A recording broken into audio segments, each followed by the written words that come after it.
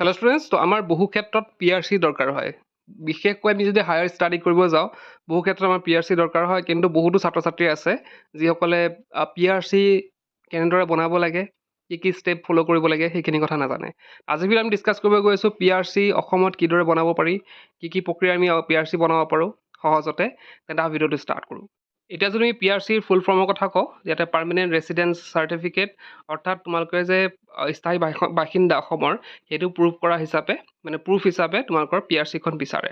তো ইয়াতে আমাৰ PRCখন কিয় লাগে আমি জানো, হায়াৰ এডুকেশ্যনৰ কাৰণে লাগে। আৰু তোমালোকে প্ৰচেছ কেইটামানো আছে, তোমালোকে বিভিন্ন প্ৰচেছে এপ্লাই কৰিব পাৰা।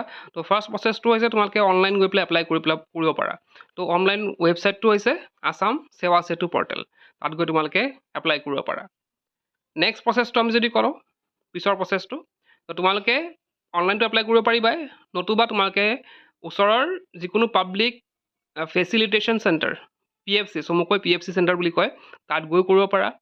তাৰপিছত সেইটোত নকৰিলে বেলেগ আৰু এটা মেথড আছে, তোমালোকৰ ওচৰৰ যোনটো CSC অৰ্থাৎ কমন ছাৰ্ভিচ চেণ্টাৰ আছে, তাতো গৈ পেলাই তোমালোকে এপ্লাই কৰিব পাৰা। বা আৰু এটা প্ৰচেছ আছে যে ৰেভিনিউ চাৰ্কেল অফিচত গৈ পেলাই তোমালোকে কি কৰিব পাৰা, তাতে এপ্লাই কৰিব পাৰা। হ'ল চাৰিটা প্ৰচেছ কৰিলোঁ মই। তো তোমালোকৰ আটাইতকৈ সহজ প্ৰচেছটো যদি কথা কওঁ, বেটাৰ হ'ব, তোমালোকে নিজে অনলাইন কৰিলে বাৰু খৰচো কম হ'ব, কিন্তু তাত ভুল হোৱাৰ চান্স থাকে। যিহেতু তোমালোকে নতুনকৈ এপ্লাই কৰিবা, ভুল হোৱাৰ চান্স থাকে।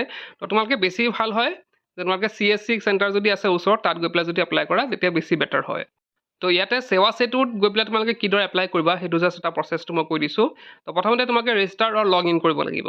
Visit Sewa Setu portal and register as a new user by providing your name and mobile number. তো প্ৰথমতে সেৱা সেতুত গৈ পেলাই তোমালোকে নিউ ইউজাৰ হিচাপে ৰেজিষ্টাৰ কৰিব লাগিব, তোমালোকৰ নাম দিব লাগিব আৰু মোবাইল নম্বৰ দিব লাগিব। আৰু তাতে কি হ'ব, তোমালোকৰ লগ ইন যোনটো আছে, লগ ইন ID, সেইখিনি তোমালোকৰ তাত জেনেৰেট হৈ যাব।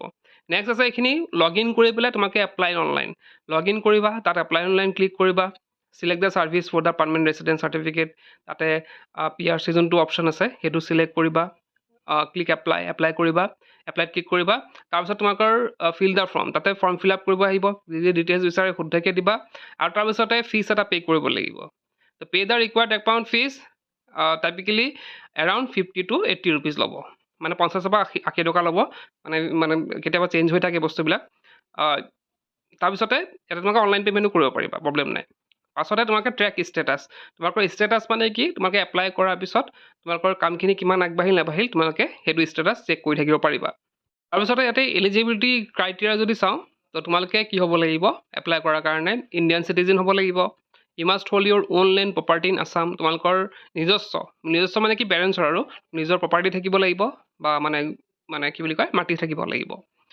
U must have resident in Assam for the minimum 20 years, তোমালোকৰ 20 years ধৰি তোমালোকে ইয়াত বাসিন্দা হ'ব লাগিব, অসমৰ বাসিন্দা হ'ব লাগিব। তোমালোকৰ কথা কি, পেৰেণ্টছ বা ককাহঁত, সেইটো কথা কৈছে। আৰু your parents or forefathers must have resident in the state for the last 50 years or guardian for 20 years। So' তোমালোকৰ যদি আজু ককাসকল 50 বছৰ ধৰি থাকিব লাগিব অসমত, বা তোমালোকৰ গাৰ্ডিয়ান যোনবোৰ পেৰেণ্টছ আছে তেওঁলোকে 20 বছৰ ইয়াত থাকিব লাগিব। 20 বছৰ থাকিব লাগিব কি, তোমালোকে ইয়াৰ পৰা 20 বছৰ পৰা ইয়াত বাসিন্দা হ'ব লাগিব, অসমৰ বাসিন্দা হ'ব লাগিব।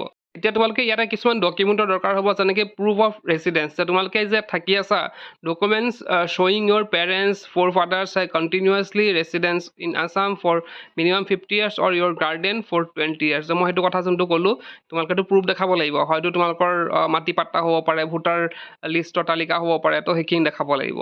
নেক্সট আছে এড্ৰেছ প্ৰুফ দেখাব লাগিব, তোমালোকৰ আধাৰ কাৰ্ড, ভোটাৰ ID বা বেংক পাছবুক যদি আছে, সেইটো তোমালোকে দেখাব লাগিব।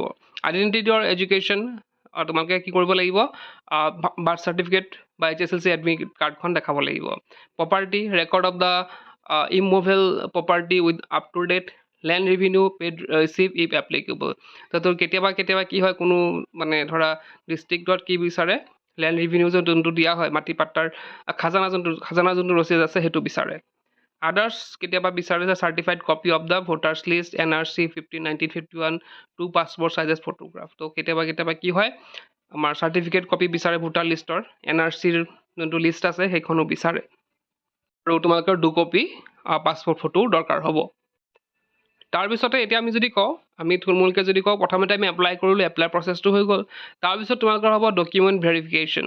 তো তো ডকুমেণ্ট ভেৰিফিকেশ্যনৰ ক্ষেত্ৰত তোমালোকৰ পুলিচ ষ্টেচনত কৰা হয়, ধৰা মাতা হয় তোমালোকক যে ডকুমেণ্টছবিলাক ঠিকে আছে নাই, গোটেইখিনি ভেৰিফাই কৰা হ'ব আৰু তাৰপিছতে ফাইনেল এপ্ৰুভ কৰা হয়। ডকুমেণ্টেশ্যনৰ পিছত তোমালোকে ফাইনেল এপ্ৰুভেল মানে গোটেই কাগজ পাতি ঠিক থাকে, গোটেইখিনি ঠিকে থাকে, তোমালোকৰ ফাইনেল এপ্ৰুভ কৰা হ'ব আৰু তোমালোকে নিজৰ PRCখন ডাউনলোড কৰিব পাৰিবা।